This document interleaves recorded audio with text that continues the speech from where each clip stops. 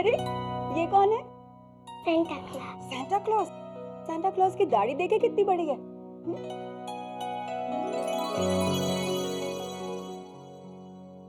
पापा ये सब किसके लिए है? आपके लिए बेटा।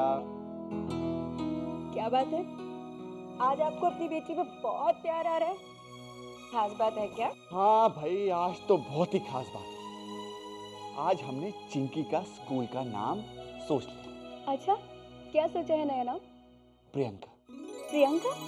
हाँ, इस नाम के एंजल से आज मैं मिला और उसने इस घर को बहुत बड़े तूफान से बचा लिया। कैसा तूफान? हेलो, मैं म्यूनिसिपल कमिश्नर बोल रहा हूँ प्रोफेसर साहब, और मैं कल बोर्ड ऑफ डायरेक्टर्स की अर्जेंट मीटिंग बुलवा रहा हूँ और मैं चाहता हूँ उस मीटिंग में आप जूही लांबा के खिलाफ एक स्ट्रॉन्ग लेटर ड्राफ्ट करें। मिस्टर खरबंदा, मेरी आपसे रिक्वेस्ट है कि इस बात को और ना बढ़ाएं। बात तो आगे बढ़ेगी और आपका फर्ज बनता है कि आप बात को आगे बढ़ाएं। जूही लांबा ने आप पर इतना घिनौना इल्जाम लगाया और आपने जरा सी माफी पर उसे माफ कर दिया। लांबा को बिना सबक सिखाए आप इस मामले को खत्म नहीं करेंगे। जूही लांबा को भी पता चलना चाहिए कि बेइज्जत होना किसे कहते हैं।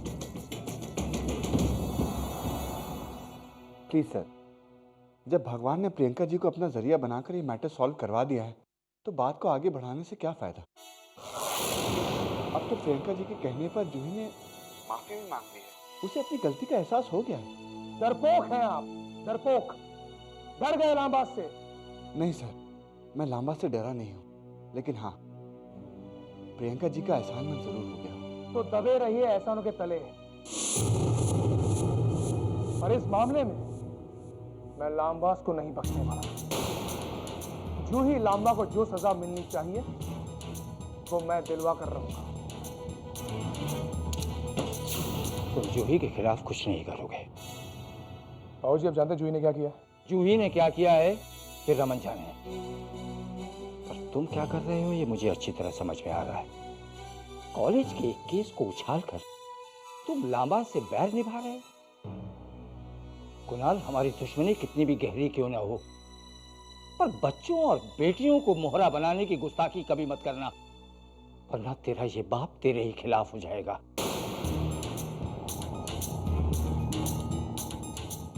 बच्चे, दुश्मनी के शिकार बच्चे, हमारी दुश्मनी के शिकार बच्चे हो। कुणाल, हमारी दुश्मनी कितनी भी अंधी हो जाए पर बेरहम नहीं हो सकती। इस दुश्मनी की अपनी मान मर्यादा है। दुश्मनी निभाओ तो ऐसे निभाओ कि इंसानियत बददुआ न दे। दुश्मनी निभाओ तो ऐसे निभाओ कि नामाज को भी फख्र महसूस हो। और मुझे इस बात की फिक्र हो रही है कि कुणाल खरबंदा इस बात को उछालेगा और जूही के इस झूठ को लांबास की शर्मिंदगी बना देगा। खरबंदास की लगाम अभी भी कैलाश के हाथ में है और जूही के इस केस को ज्यादा तूल नहीं देगा। मौका मिले तो वो रमन लांबा का सर धड़ से अलग कर देगा, लेकिन रमन लांबा की पोती की इज्जत को ना खुद उछालेगा ना किसी और को उछालने देगा। मैं जानता हूं उसे। मुझे खरबंदास की फिक्र नहीं ऋषभ, फिक्र जूही के। कितना बड़ा और बदशक्ल झूठ बोला है उसने।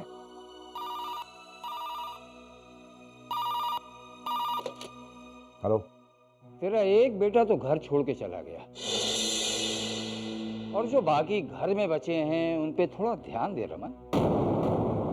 तेरी जैसे तैसे कमाई हुई दौलत तो 7 पीढ़ियों तक चलेगी, पर संस्कार 2 ही पीढ़ियों में खत्म हो गए। इसलिए तेरी तीसरी पीढ़ी वाली जूही ऐसा बर्ताव कर रही है। संस्कार कम पड़ गए हैं तो मेरे घर से ले जा। रमन, शर्मा मत, क्योंकि जब जूही की बदनामी होती है तो उसका जितना बुरा तुझे लगता है उतना ही बुरा मुझे भी लगता है। शर्म के मारे जब तेरी जुबान में हरकत ही नहीं है तो कोई तुझसे क्या बात करे। निहत्थे पे ना तो तू वार करता है ना मैं वार करता हूं। रमन, घर की बेटियों का ख्याल रखना।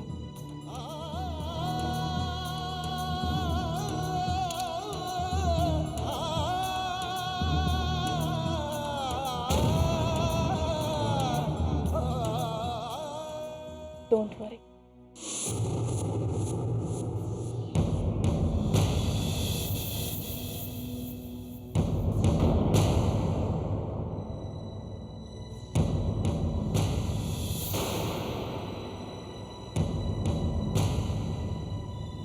इसे मेरी नजरों के सामने से ले जाओ।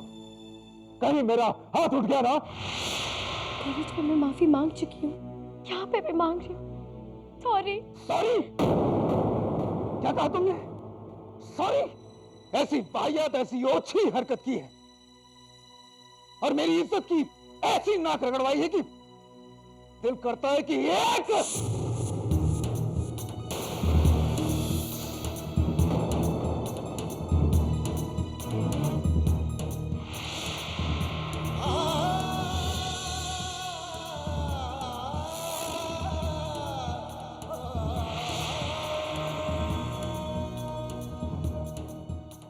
और कोई तोहफा तो दिया नहीं, विश तक नहीं किया। कम से कम हाथ तो मत उठाइए। आज जूही का 18th बर्थडे है।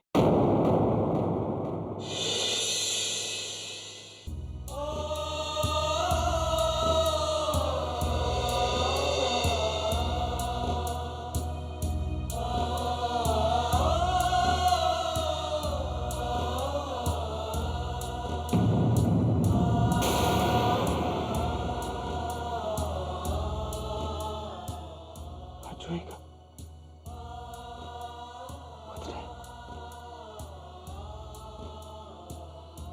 16th है। मैं ये कैसे भूल गया?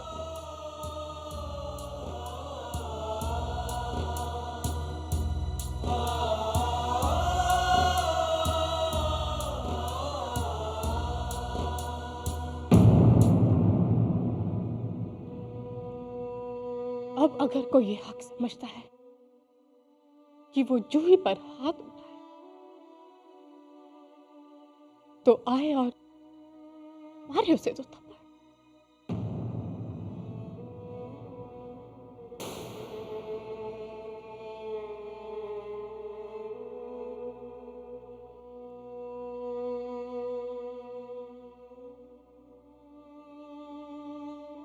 I'm sorry, जूही।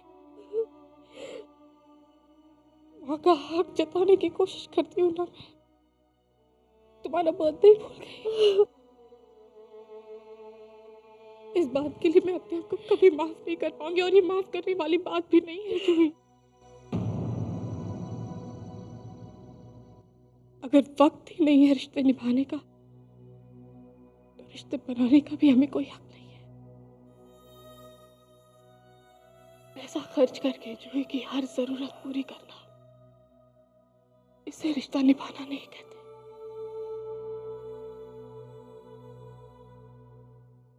वक्त और जज्बात खर्च करने को रिश्ता निभाना कहते हैं। इसे रिश्ता निभाना कहते हैं। बुरा मत मानिए जेठ जी, जेठानी जी माँ बनने के लिए इतना तरस रही है, जबकि इस घर में उनकी एक 18 साल की बेटी है।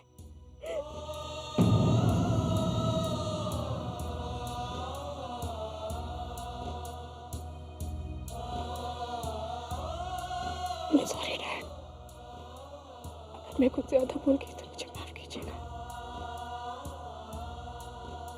चल बेटा।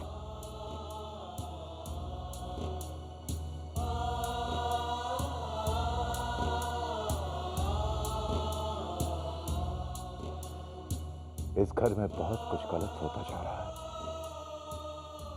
इस गलत की भीड़ में अगर कुछ सही हो रहा है तो वो है प्रियंका। प्रियंका लांबा। कभी कभी उसके मुंह से इस घर की आत्मा बोलती है। प्रियंका है तो इस घर की आत्मा सलामत है।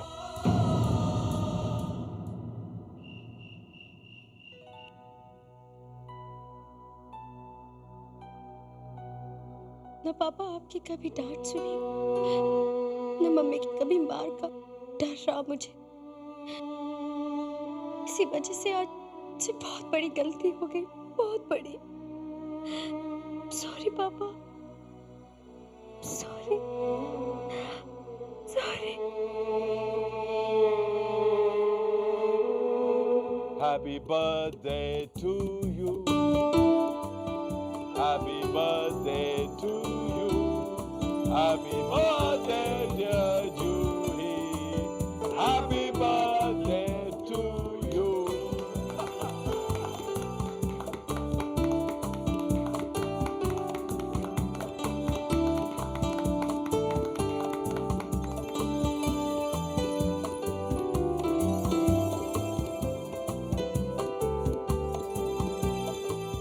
एक तूफान घर पर सवार था, पर घर के खिड़की दरवाजों ने उसे अंदर आने नहीं दिया। वो तूफान थक कर वापस लौट गया। मन ही मन मैंने तय कर लिया था कि इस घर को थोड़ा और आबाद करना है और खुशहाल। और जब खुशहाली आएगी तो दुश्मनी जैसे कड़वे जज्बात अपने आप फीके पड़ जाएंगे। तो इस घर की खुशहाली के लिए अब मैं कुछ भी कर सकती हूँ।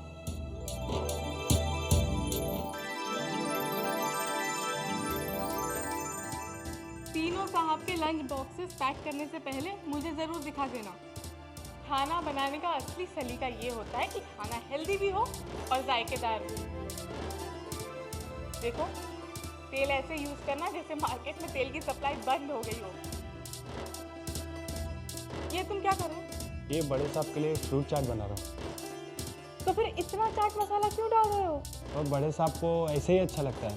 तुम जानते हो ना, बड़े साहब को हाई बीपी की शिकायत रहती है। अरे बाबा, इतना नमक, इतना मसाला उनके लिए जहर है। तुम ये छोड़ो और उनके लिए दूसरा फ्रेश बनाओ, ठीक है? सुमन, एक काम करो, ये करेले महीन महीन काटो। सब्जी बनानी है भाभी? नहीं नहीं, आज से रोज सुबह करेले का जूस बनेगा जेठ के लिए। जेठ जी खाने पीने के शौकीन हैं, तो उनका शुगर कंट्रोल में रखना ज़रूरी है। और वैसे भी कड़वी चीज़ें जेठ जी को अच्छी ही लगती है।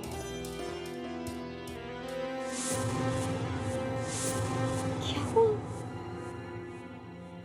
मैं तो सिर्फ आपकी डाइट ठीक कर रही थी, अब घबरा क्यों गई? मुझे ऐसा लगा जैसे तुम मेरा गला दबाने आ रहे हो।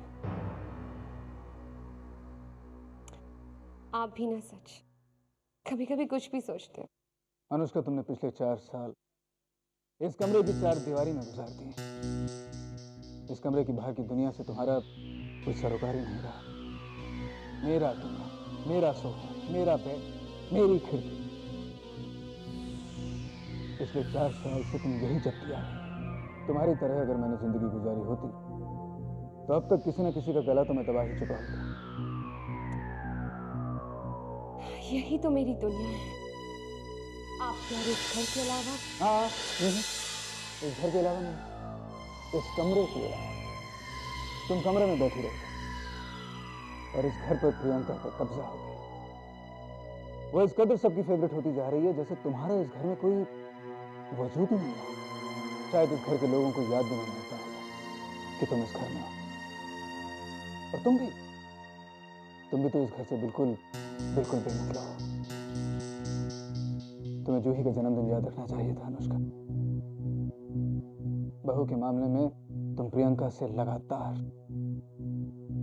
हटती जा रही हो। प्रियंका से तुम्हें बहुत बाद में, लेकिन अपनी तन्हाई और अकेलेपन से बहुत प्यार हो चुकी है। तुम जब चले जाते हो तो मैं इस कदर अकेली हो जाती हूँ कि मेरा दिमाग चलना ही बंद हो जाता है। किसी चीज में दिल ही नहीं लगता। तुम्हारी इस तन्हाई का इलाज है मेरे पास।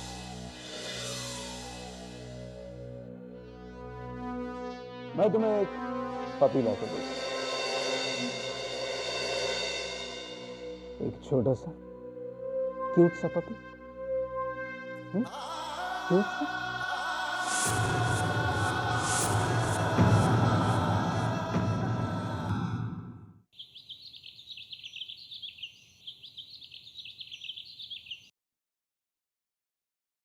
मॉर्निंग भैया। मॉर्निंग जी। मॉर्निंग भाभी। Good morning Rahul. Thank you. मैं सब कर देती हूँ। प्रियंका कुछ मुझे भी करने दो। हाँ हाँ ऑफ कोर्स, आप कीजिए ना। वैसे आज से नया जूस शुरू कर रही हूँ जेठ जी के लिए स्पेशली। जूस? ये किस चीज का जूस है? करेले का। करेले का जूस? क्यों? कहीं तुम मजाक तो नहीं कर रही हो प्रियंका? नहीं नहीं, आई लव इट। करेले का जूस। कड़वाहट से दिन की शुरुआत हो तो दिन मीठा गुजरता।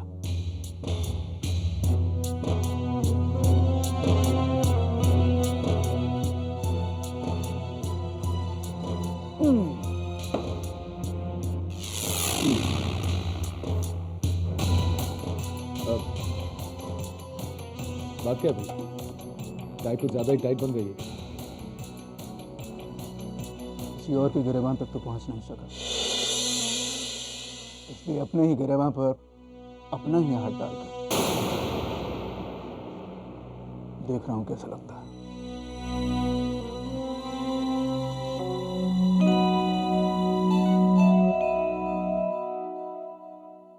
Morning everybody.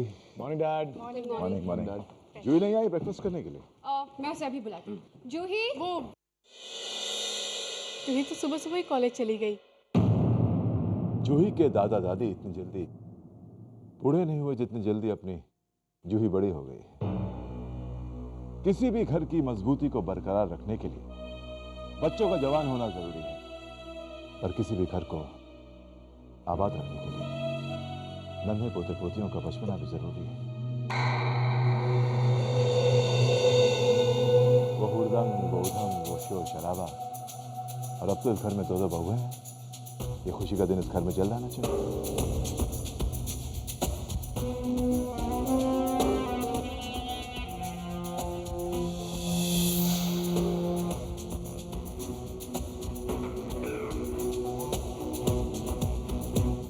अरे अगर तुम्हारी मम्मी के गोद में कोई पोता खेल रहा हो तो क्या उसे फुर्सत मिलती मुझसे नाराज होने की?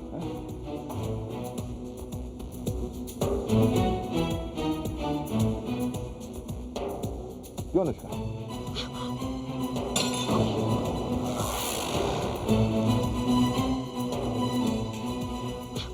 I'm sorry. I'm really sorry.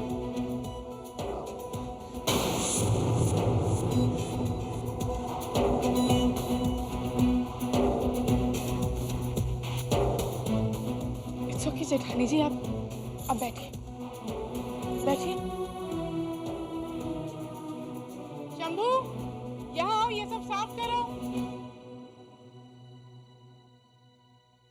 क्या हुआ है आपको जेठानी जी? देख रही हूँ कि आप कुछ परेशान। लगातार मैं हारती जा रही हूँ और तुम बार बार जीत जाती हो। ये हुआ है मुझे।